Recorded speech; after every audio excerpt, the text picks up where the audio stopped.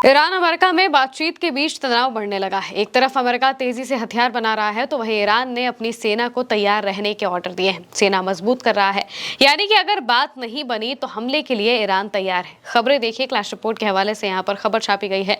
बताया गया है कि ट्रंप इस हफ्ते पेंटागन के अधिकारियों और बड़े डिफेंस कॉन्ट्रैक्टर से मिलेंगे ताकि मिसाइलों और गोला बारूद का तेजी से प्रोडक्शन हो सके, क्योंकि ईरान के साथ टकराव की वजह से अमेरिका के स्टॉक पर दबाव पड़ा है।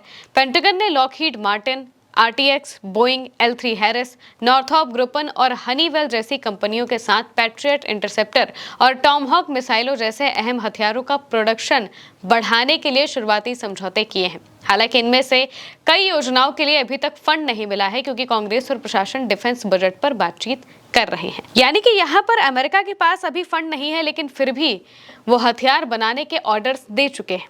हथियार बनाने के ऑर्डर्स देने का मतलब यही है कि उन्हें कुछ वक्त में या तो संसद से फंड मिल जाएगा या फिर उन्हें हथियारों की बहुत ज़्यादा ज़रूरत है। इस वजह से ही बिना हाथों में फंड के वो सभी कंपनियों को बाकायदा कह चुके हैं कि हथियार तैयार रखिए और जल्दी तैयार करिए। बहुत तेज़ी से हथियार बनाने के बारे में बातचीत की जा रही है ताकि इनका प्रोडक्शन और ज़्यादा बढ़े, क्योंकि ईरान के साथ जब जंग हुई तो अमेरिका के बहुत सारे हथियार पूरी तरह से नाकाम साबित हुए और तो और बहुत सारे हथियार उनके खत्म हो गए।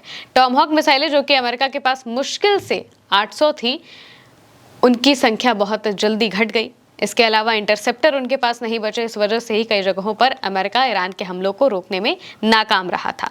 अब इन सभी चीजों को देखते हुए अचानक से जब बातचीत चल रही है, बातचीत के बीच में हथियारों को तेजी से तैयार करने का क्या मतलब हो सकता है। डोनाल्ड ट्रंप बीते कुछ दिनों से जब ईरान और अमेरिका के बीच में बातचीत चल रही है तो वो रह रहकर बयान देते हैं। बयान उनके होते हैं धमकी भरे, और वो ये भी बात कहते हैं कि भाई अगर ईरान हमारी बात नहीं मानेगा तो हमारे पास हम हमला कर देंगे या फिर हम उन्हें नेस्तनाबूद कर देंगे। जिस तरीके का बयान वो अब तक देते आए हैं वैसा ही बयान वो यहाँ पर वापस से देते हुए दिखाई देते हैं।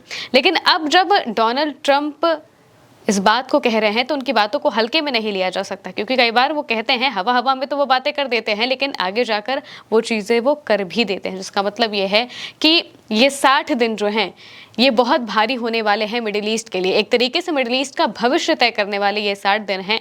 अगर इन 60 दिनों के अंदर ठीक ठाक बातचीत नहीं बनी तो फिर वापस से जंग की सुगबुगाहट देखने को मिलेगी, और अगर बन गई तो फिर मिडिल ईस्ट अच्छा हो सकता है अगर डील अच्छी होती है तो। खैर, अगले अगर बढ़ते हैं तो एक तरफ जहां डोनाल्ड ट्रंप हथियार बढ़ाने की बात कर रहे हैं, वहीं दूसरी तरफ जो इजराइल है, इजराइल भी अपने तरीके से अब हथियार बनाने की बात कर रहा है। इतिहास में ऐसा पहली बार हुआ है कि इजराइल खुद से हथियार बनाने की बात करे, वरना अमेरिका के हथियारों का इस्तेमाल ही इजराइल करता है। इजराइल में अमेरिका का एक तरीके से वेयर हाउस है। अमेरिका अपने हथियारों को इजराइल में रखता है ताकि मिडिल ईस्ट के आसपास जो भी ऑपरेशंस करने हैं या फिर इस इलाके में जो भी ऑपरेशन करने हैं उसके लिए वहां पर हथियारों की पहुंच इजराइल के जरिए हो सके।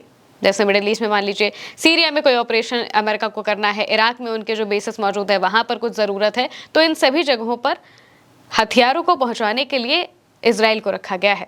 और इजराइल को इस बात की पूरी छूट है कि वो अमेरिका के हथियारों का इस्तेमाल अपने ऑपरेशंस में कर सकता है। इजराइल को ये अधिकार अमेरिका ने दिया है कि भाई हमारे जो हथियार आपके पास रखे हैं आप खुलकर उनका इस्तेमाल करिए, हमें कोई दिक्कत नहीं है, आपको जितना इस्तेमाल करना है करते रहिए।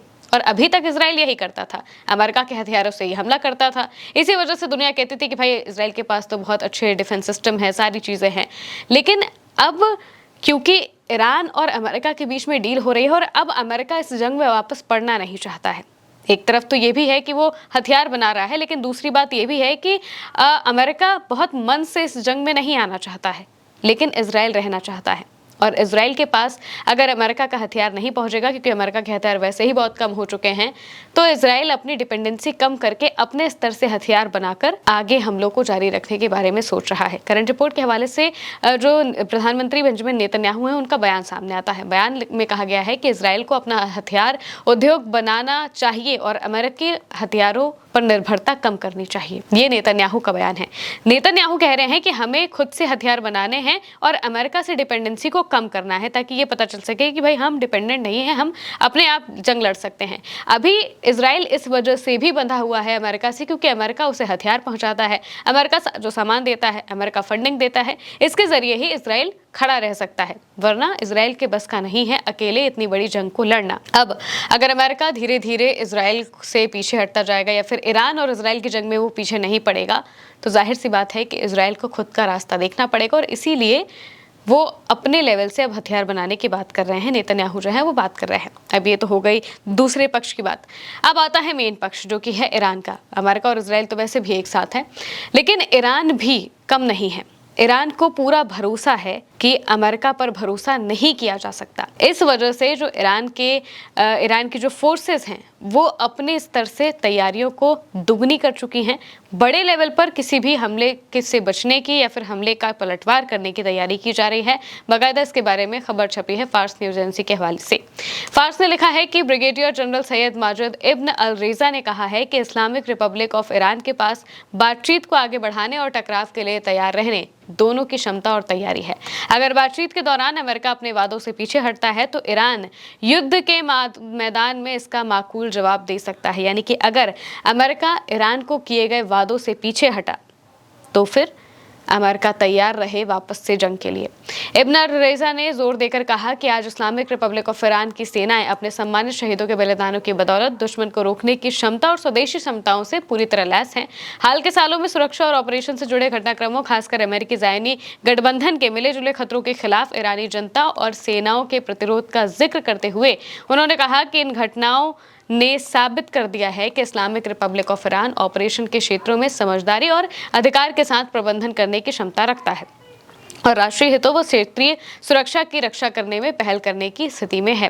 ब्रिगेडियर ने कहा कि होर्मुज स्ट्रेट जैसे रणनीतिक और अहम इलाके में इस्लामिक रिवोल्यूशनरी गार्ड कॉर्प्स यानी कि IRGC की मजबूत निगरानी का जिक्र करते हुए ऊर्जा की सप्लाई के लिए दुनिया की ये अहम कड़ी हमेशा देश की ताकतवर सेना की निगरानी और रणनीतिक दिशा निर्देशन में है। ये इलाका इस क्षेत्र में इस्लामिक रिपब्लिक ऑफ ईरान के अधिकार, खुफिया दबदबे और रणनीतिक क्षमता का एक साफ प्रतीक है। उन्होंने आगे बताया कि इस्लामिक रिपब्लिक ऑफ ईरान की सेना पूरी तरह से तैयार है और अगर कोई आक्रामक दुश्मन कोई नई शरारत या फिर गलतफहमी करता है तो उसे पहले से भी ज्यादा कड़ा जवाब दिया जाएगा। ऐसा जवाब जो उन्हें हार, निराशा और पहले से कहीं ज्यादा पछतावे की स्थिति में डाल देगा। ये कहा गया है ईरान की तरफ से। ईरान के IRGC फोर्स के जो ब्रिगेडियर हैं उन्होंने ये बयान दिया है और वो ये बता रहे हैं कि उनकी जो सेना है वो अपने स्तर से बहुत बड़े लेवल पर तैयार हो चुकी है। ऐसी तैयारी की गई है कि अगर ज़रा सी भी चूक कोई करता है, वो चाहे इजराइल हो वो चाहे अमेरिका हो, तो जवाब बहुत माकूल होगा, बहुत पछतावे वाला होगा और अमेरिका और इजराइल के छक्के छुड़ाने वाला भी हो सकता है। इस तरीके का बयान ईरान ने दिया है, जिसका मतलब ये है कि अपने अपने स्तर से दोनों ने तनाव के लेकर तैयारियां कर रखी हैं। अमेरिका ने भी और दूसरी तरफ जो ईरान है उसने भी। ईरान ने तैयारियां इस वजह से करके रखी हैं क्योंकि उसे अमेरिका पर भरोसा नहीं है और अमेरिका हो सकता है कि इन 60 दिनों के अंदर टाइम बाय करने की कोशिश कर रहा है और आने वाले वक्त में अगर उसे ईरान पर दबाव बनाना है तो इसके लिए वो चाहता है कि उसके पास पर्याप्त हथियार मौजूद हो, जिससे कि अगर स्थिति बने लड़ाई की तो वो लड़ाई करने के लिए भी आ सके और इस बार पिछली बार के मुकाबले थोड़ी और मजबूत स्थिति में हो। फिलहाल के मेरी यानी महिमा के साथ इस खबर में इतना ही। आप देखते रहिए उल्टा चश्मे।